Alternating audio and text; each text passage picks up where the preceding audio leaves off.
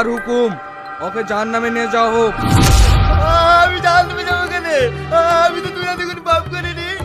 আমি কি হতে পাপ করিতে জাহান্নামে যাবো? তুমি দেখতে চাও তুমি কি পাপ করেছো? আমি দেখতে চাই। তাহলে দেখো। আব্বা মাছ দেবো? মাছ না দিলে খাবো কি দি?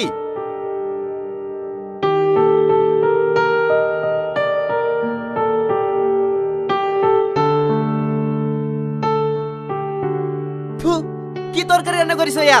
ঝাল লবণ একটু ঠিক নাই, এই কি খাওয়া যায়? আমি রোজা আছি তো আব্বা, তার লেগে চেখে দেখতে পারিনি। চেখে দেখতে পারিনি মানে? তোমাকে আমি বলেছি রোজা থাকতে? কত স্বাদ করে খাবো বলে ইলিশ মাছটা নিয়ে আসনু, মাছটাই নষ্ট। তাই তো, ইয়া কিভাবে রান্না করেছো? এই খাবার কি খাওয়া যায়? ছি, সারাদিন কাজকর্ম তো কিছুই করো না, একটু ভালো করে রান্নাটা তো করতে পারো।